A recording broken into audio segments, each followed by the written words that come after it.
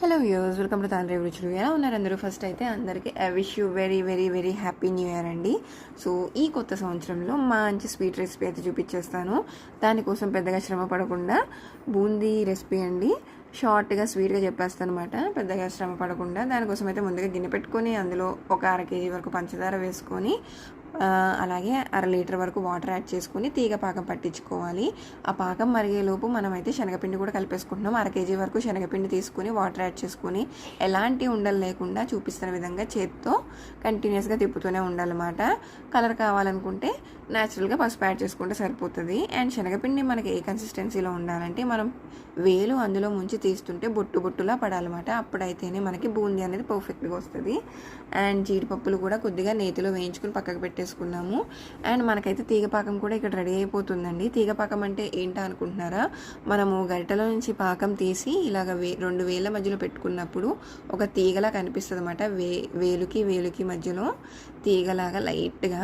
So అలా లేత తీగపాకం ఉండాలి. అప్పుడే ఈ బూందీ మిఠాయి అనేది పర్ఫెక్ట్గా వస్తుంది అనమాట. అండ్ బూందీ కూడా మనం పాకం అయితే రెడీ అయిపోయింది. సో స్టవ్ ఆఫ్ చేసుకుని మూత పెట్టుకుని పక్కకు పెట్టేసుకున్నాము.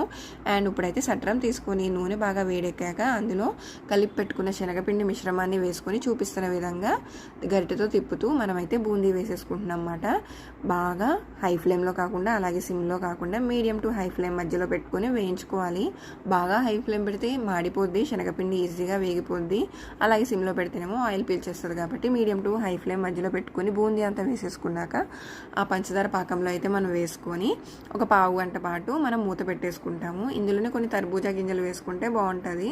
సో అవన్నీ వేసుకొని పక్కకు పెట్టేసి ఒక పావు గంట సేపు మనం ఆ బూందీ మొత్తం పాకాన్ని పీల్చుకోవడానికి అయితే వదిలేసాము. తర్వాత గోరువెచ్చగా ఉన్నప్పుడే దీని అయితే ఉండలు కూడా చుట్టేసుకొని వేయించి పెట్టుకున్న జీడిపప్పులతో సర్వ్ చేసేసుకుంటున్నాం అన్నమాట. అంతేనండి, ఎంతో టేస్టీగా ఉండే బూందీ మిఠాయి అయితే రెడీ అయిపోయింది.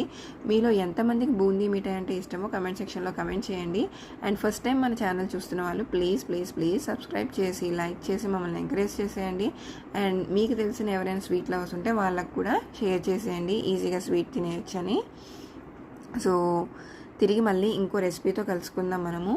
అంటిల్ దెన్ సంక్రాంతి రెసిపీస్ ఎన్నో వస్తూ ఉంటాయి. సో రెగ్యులర్గా మన ఛానల్ని అయితే ఫాలో అయిపోండి. నోటిఫికేషన్ బార్ క్లిక్ చేయని వాళ్ళు క్లిక్ చేసుకోండి. బై బై వ్యూవర్స్, తిరిగి మళ్ళీ ఇంకో రెసిపీతో కలుసుకుందాం.